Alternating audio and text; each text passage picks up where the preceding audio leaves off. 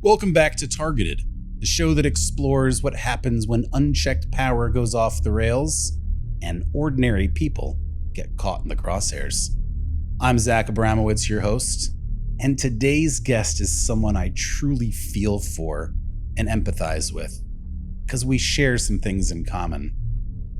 Gaurav is an entrepreneur and investor just like me, and he's had to learn the hard way who you can and cannot trust in business. As of this episode airing, he is currently experiencing an ordeal that I wouldn't wish on my worst enemy.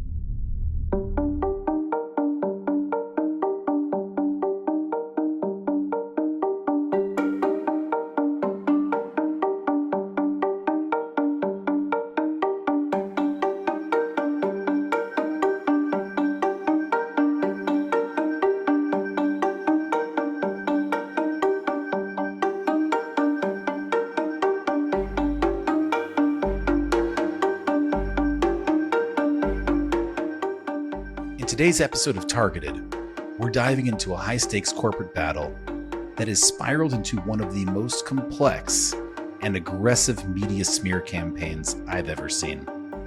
Our guest, Gaurav Srivastava, is a commodities investor, someone who until recently avoided the public eye almost entirely. But all of that changed in 2023. Practically overnight, he found himself at the center of a coordinated effort to ruin his career, his reputation, and even his family's standing in their own community. The backlash was so severe that parents at his child's school pressured his wife to cancel their son's birthday party, warning that none of the other children would attend. But this story isn't just about bad press. It's about how a business dispute escalated into a full-blown reputation war. One of the world's premier traders of Russian oil, who has since been sanctioned by the UK, the EU, and Switzerland for violating Russian sanctions. Troost has a long and public history of dealing in risky and volatile markets, including the UN's controversial oil for food program in Iraq and energy deals in Venezuela.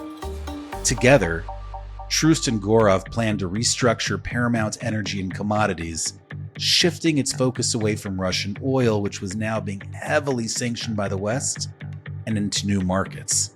But things quickly fell apart. In early 2023, Gaurav and his team discovered financial irregularities, including asset transfers that were unaccounted for, undisclosed business dealings, and evidence that Russian oil trades were still happening despite the sanctions. When Gaurav confronted Troost, the partnership imploded. Troost removed him from the company, and lawsuits naturally followed. But then came something even more sinister: the media attacks. Suddenly, Gaurav's name was everywhere, but not in the way you'd want. Obscure online outlets started publishing unverified accusations by the dozens, which were later picked up by a former Wall Street Journal writer on his blog, followed by the Wall Street Journal and the Financial Times. A Wikipedia page also appeared about him. It was later taken down for being an attack page, and yet what started as a niche business dispute, the kind that happens on a daily basis, now became an international reputation crisis. And here's where it gets really interesting. Gaurav isn't the first person Troost is accused of something like this. In fact, as I dive into more later, Troost once wrote a detailed memo to Gaurav about a former business associate, someone he had also claimed told him he was working for the CIA. So, why did these same accusations suddenly resurface against Gaurav? Why did so many reputable journalists accept them at face value? That's exactly what we're going to unpack today, because when you look past the headlines, what emerges isn't just a contentious business dispute. It's a cautionary tale about how easy it is to manufacture a narrative and how difficult it is to fight back once that narrative takes hold. So let's hear it in his own words. This is Gaurav Srivastava. So take me back to the beginning of this story and tell me, how did you come to know Niels Troost in the first place? So I was I was on vacation in Bali. I got a call from a contact of mine, and he says there's a friend of his, Mr. Cruz, or an acquaintance of his, who is looking to expand into other sectors. And they want to expand into Asia and the Middle East and Africa, areas that I work in. And they're looking for an American partner, an American-based company that would be willing to work with them. What was their core business at the time that they wanted to expand? Niels was primarily in the Russian oil business. And this is in 2022? 2022. Niels, that's his core business. And his entire business had essentially collapsed. He had no credit facilities. He had no trading lines. The company, which was a big company in the Russian arena at that time, they didn't have any access to traditional Western facilities. And that's why he reached out to me. How often do people reach out to you all the time to do business with you? Happens all the time. I mean, and some of them I work with, some of them I don't. I mean, people know. Are there gatekeepers that people will go to get to you? Yes. And that's how this happened. It came through a gatekeeper. So he calls me. He puts me on the phone. And he says, I'm Mr. Truce. I have this business. And I said, Niels, let's just do this later. Okay. It's because I have to engage my lawyers and accountants, the whole thing that you need to do. You have a due diligence process. And an M&A transaction. You just have to. Yeah. So I said, okay. I said, but I'm in Bali, He said, but can I come see you? I said, yeah, sure. Come see me. And keep in mind, I am not at the airport in Bali. I am 5 hours in the Ubud forest. You didn't really think he was going to come to Bali. I didn't really think he was going to come to Bali. And the guy comes 3-4 times to Bali. It must have impressed you. And he brings his wife with him. I'm like, okay. The guy really wants to do the deal. But you were excited about this deal at this point, meaning after the meeting, when he comes to meet with you in Bali, at this point you've decided this is at least worth it to move forward as an opportunity to do further and deeper diligence. We're not just in the opportunity phase. I wanted to do the deal. You were excited. I was excited. One, I looked at Truce and said, he's a family guy. He's a good guy, He's had some tough time. I like him. He says, okay, I'm very excited about the deal. The company has the background. They have a long trading history. So you have a company that has a good trading history. So instead of your sources of product being from Russia, they are from other places. And which is completely legal, and you pivot to other commodities. And you do it all within the United States, within all the rules of the United States. The first red flag in this story, but shockingly one that I had to coax out of Gaurav, is the fact that Troost has accused other past partners of his of, get this, being spies. Or at the very least, telling him they were spies. These aren't Gaurav's words. They're Troost's.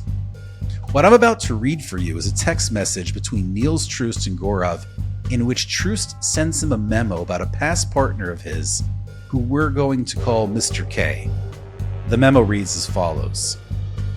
My business partner had several meetings with Mr. K, during which he told my partner that he was a special agent working for the CIA and that he had very strong connections to, quote, the agency in the US.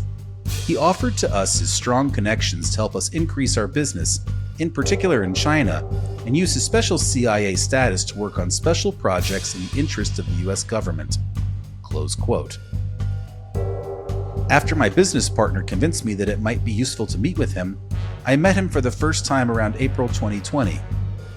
During this first meeting, he mentioned that he was a special CIA agent that was tasked with special projects given to him by the US government. He also claimed that he was in charge of training people from Senegal to work for the CIA in Africa, and that he was sent on regular missions to Africa for that purpose. And now the crux of it. Throughout the entire period from the beginning of 2020 up until today, he has claimed to be working for the CIA in some sort of capacity. You heard that right. Troost tells Gaurav in writing that he had previously been deceived by people claiming to be spies. In spite of these dubious accusations, Gaurav's hackles still didn't raise too much. The oil industry, as we've seen before, can be a strange beast after all, and the upfront cost was only roughly $50,000 for control of half the business. But before too long, Gaurav would be formally requesting an audit of Neil's company. So he was sort of a magnet for fake spies. I don't know if it was a magnet for fake spies, but I think it's a story that he has perfected. When did things start going really wrong? So when we hired the lawyers, he had lawyers on his side, we had lawyers on our side.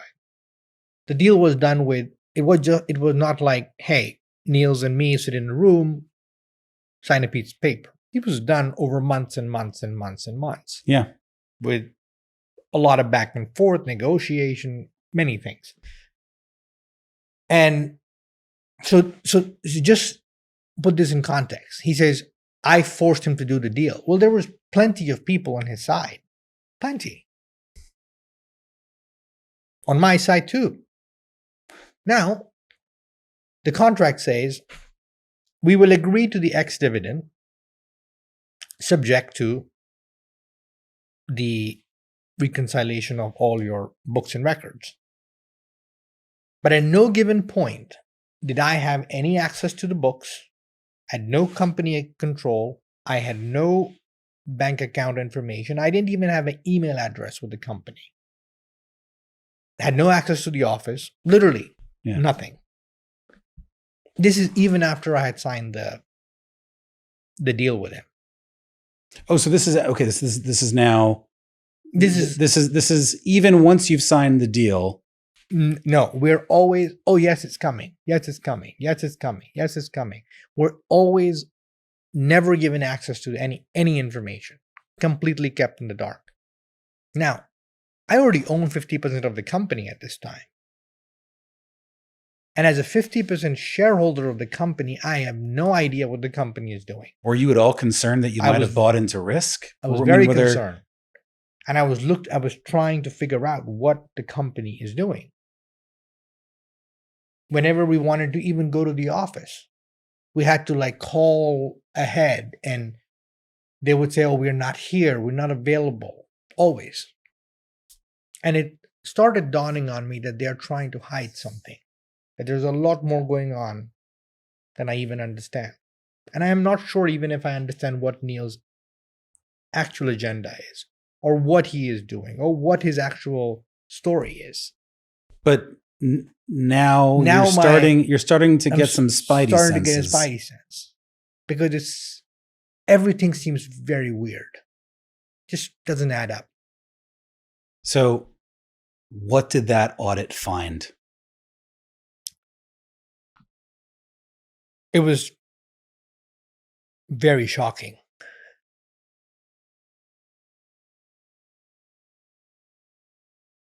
It found that Troost had siphoned millions and millions of dollars out of the company in personal loans to related entities that he said were not owned by him but was actually owned by him. And I'm talking lots of 40 companies. And most importantly, it found that he was trading in Russian oil. Exactly the opposite of what he told me, what he told everybody. And he was doing it in a way which was completely a facade. And that's the reason why he never gave us access to any of the books and records. He was lying to his lawyers. He was lying to Baker Hostetler, which was representing him at that time. Who he has since sued. Let me ask you this. What's going through your head at this moment? Do you feel like this is a lost deal? So I did the right thing. I sent an email. I called my lawyer. I said, please send an email with everything written, line by line. Please detail exactly what you see. And we did. He responded with a long victim story. I am under stress. I am on the plane. How can you do this to me? I did the deal in good faith and we shook hands and blah, blah, blah, blah, blah. Are you thinking at this point, okay, I need to just cut ties with this deal? At this point, walk away, meaning like, because while you were a holder in this company and there might be liabilities. There may be liability. But it's not the most money. It's $50,000. But I think the risk is much larger. Okay. Because the way the operation is working, there is a lot more going on. Which this is my perception, this is my opinion. And if you look now at what has happened, based upon all the different Western governments, my instinct was not wrong. So, to go back to the time. When you look what's happened with all the Western governments, you're referring to the sanctions right. that have been levied on Trust by the United Kingdom, all of EU, including Netherlands, which is where he's from, and the Swiss, and the company that is very closely associated with him, also in the United States. And yet, you're still, at this point, you haven't been singled out. You haven't been smeared in the news. This is all at the point where you're just realizing this deal is going sideways. I am realizing this is already like in around April in 2023. Correct. I'm already realizing that there is something wrong here. And I tell my team, I said, gather every piece of paper that you can. And we write a memo and we say, please respond. And so instead of him saying, hey, I did this, let's work it out, I am sorry. Simple, normal human decency. 2 days later, he sends a crying message. A week later, which is now in May, early May, I got a letter from Mr. Trust, his director and his administrator of the company, saying due to fraud and deceit discovered, never explain what, we are rescinding your shares. Because of error, fraud, and deceit, you committed the fraud. And now you're out of this deal. Now we're out of the deal. Now, I have a question. At this point, looking back, could you have just walked away at this point and been mostly unscathed? I mean, if all you had lost was I don't the think so. $50,000, you think at this point you were in too deep? I don't think so. Because this narrative that had been created, I was the fall guy. But but there wasn't a narrative yet at this point. It wasn't the narrative. Meaning when you got the email saying that your shares were being rescinded, at this point there's no news. You're still out of the public spotlight. You have it's just a bad deal at this point. Correct. When did that shift? I don't think it was because I had known all the vulnerabilities in the company and I had access to the books and records of the company, which I had obtained through a lot of, Push and pull. I was a liability for Troost. Mm-hmm. I knew that I was a liability for Troost. And I reported to every regulatory body I should, because I am in a highly regulated environment, about what I saw. You thought there would be trouble. You just couldn't have possibly imagined what was coming next. I thought it's going to be a lawsuit. I thought, people are going to, he's going to send me a legal letter. So you thought lawsuit was coming, but instead it was a media firestorm. Correct.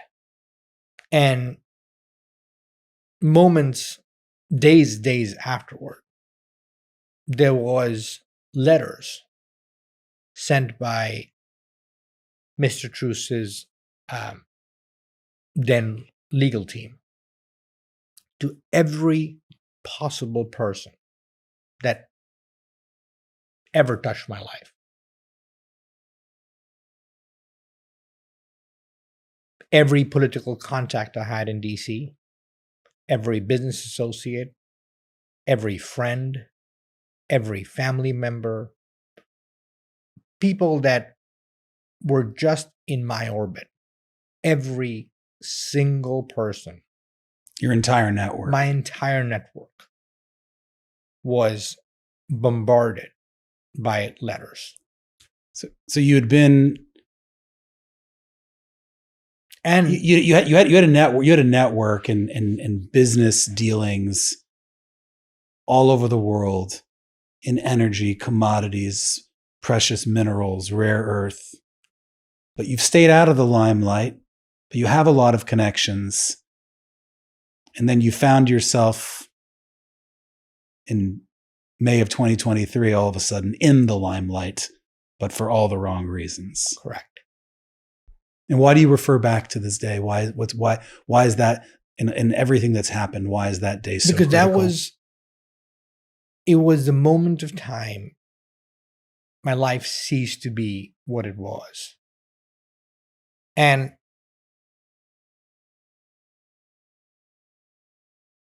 then in the morning, a couple days afterward, it was 6 a.m. in the morning in LA. I look at my phone. And a publication I had never heard about from Pakistan and one from India published an article saying the exact story that the Wall Street Journal reported and the exact story the FT repeated. The Financial Times. Yes. The same story. Now, this is a year before the actual story was published in the FT or the Wall Street Journal. So you're reading this story. I'm reading the story. It's 6 o'clock in the morning. In the morning. I'm just woken up. And I'm shaking. And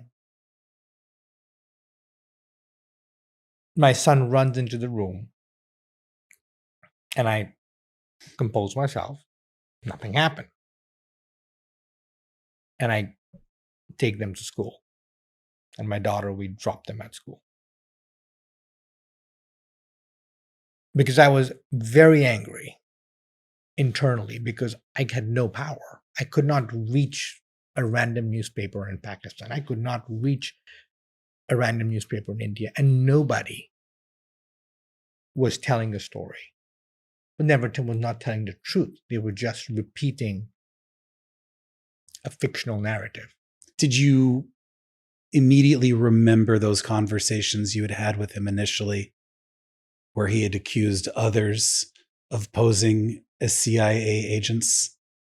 How long did it take till you remembered those and you're like, oh no? Almost instantly. While the little over $50,000 that Gaurav initially paid for 50% of the shares of a company seemed like a solid investment, it now proved hollow and brittle.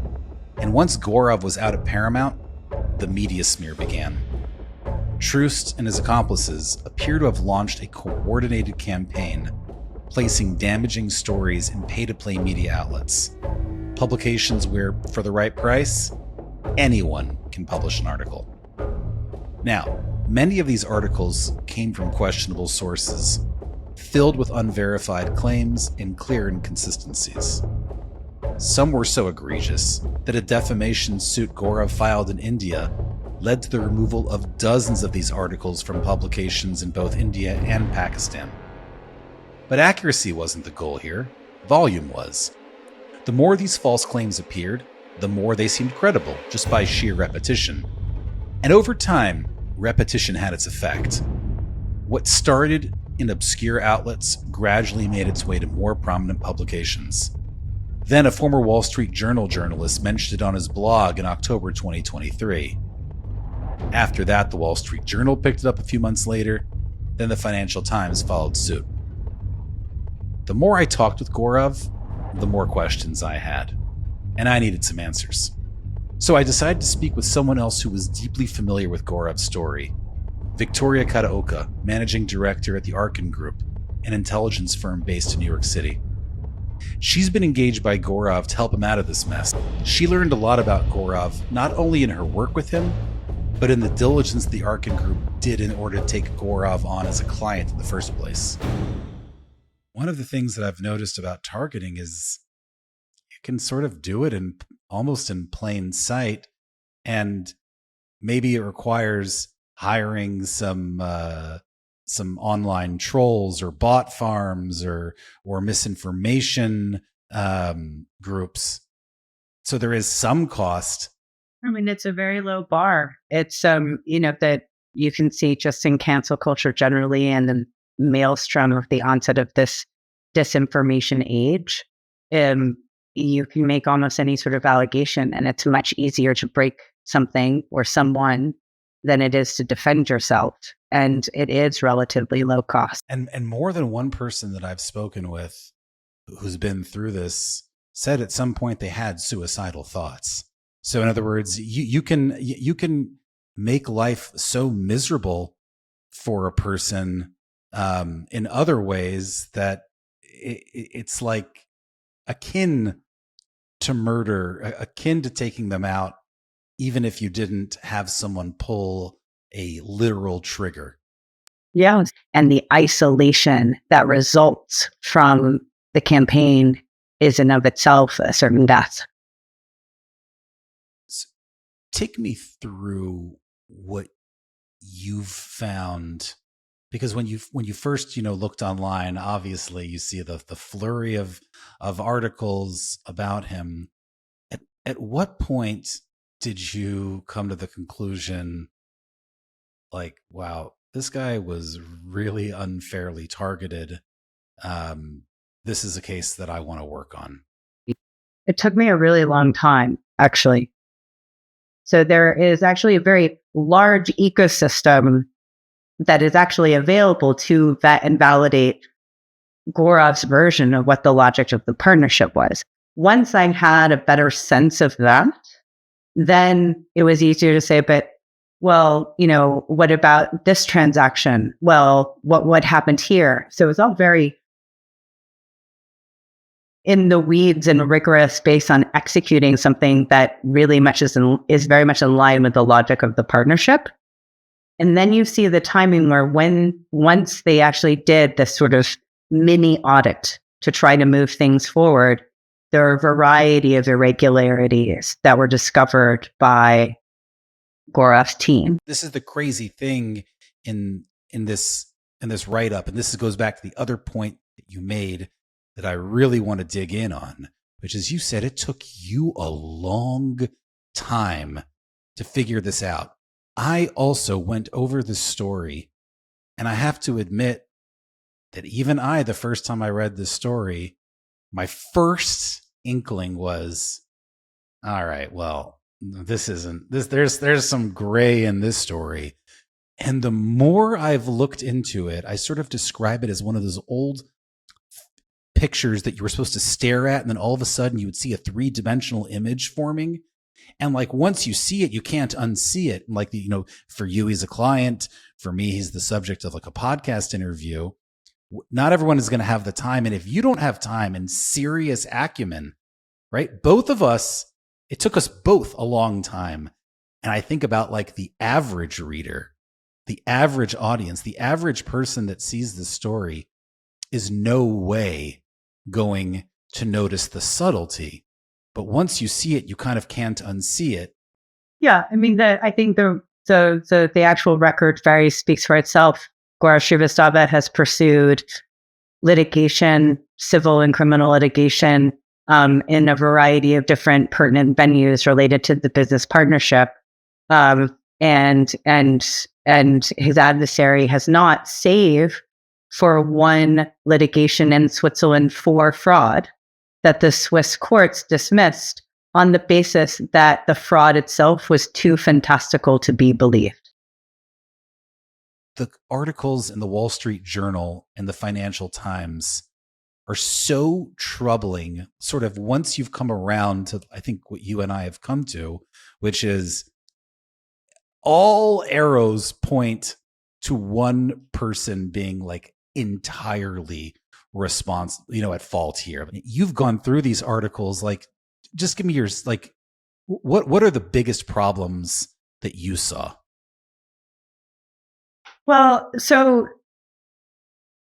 in defense of the Wall Street Journal and the Financial Times, I think that they were brought an extremely curated and well-developed self-reinforcing narrative with corroborated sourcing and a very, seemingly affable and sympathetic, protagonist who they themselves had reported on about his sanctionable activity. And so he came to them and said, I know you've done this reporting on me, but the truth is I have been defrauded by this fake spy. And when you talked earlier before about the Vorsach of like staring at something and then all of a sudden seeing it, what they were presented with is a very shiny, like sexy fake spy story. I mean, it is masterful. It is extremely well resourced. The animus and the resources that were, brought to bear to do this, I think it is extraordinary and terrifying.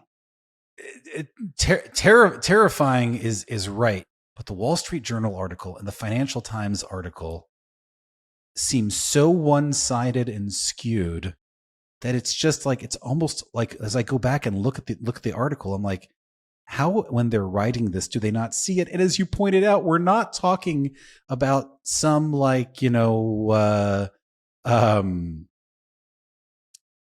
saint here. We're talking about someone who was trading in Russian oil at a time where Russia has to be like the least popular country in the West. And yet he gets this like incredible treatment. So I think that there is this false narrative that goes on that he was duped, that he was this innocent, simple oil trader. She was a very well-informed, deeply experienced, extremely well-connected Russian oil trader. And I think that the facts of what he's done in the open source has been widely reported on by the FT, the Wall Street Journal, Public Eye, Reuters, and a lot of independent watchdog entities. And I think that is, I think it's more of a cautionary tale generally. Whoever gets to set the narrative first sets the cognitive bias. And the cognitive bias against Gaurav is so incredibly high now that, you talked about, the New York Post story or all of these things. It's not just lonely because you feel misunderstood. It's lonely because people do distance themselves from you. That they're, if you're It's some online, if has you're actual some real world staffer implications. looking at your donor list and you read the Wall Street Journal article, would you accept their donation? No, not a chance. I would put it on hold. I would say I would donate it to charity. It would be the reasonable thing to do. But then that's another story. And then what is that? It doesn't suggest that they've done like this independent due diligence of their donor. But it is another story that someone doesn't want to have anything to do with, this fake spy. The last thing I'd really like to say, just because I think that's an important point. I am concerned about the kind of statements that the adversary is making about Gaurav over the arc of this campaign. At first, it was a fake spy, and then it was, a fake,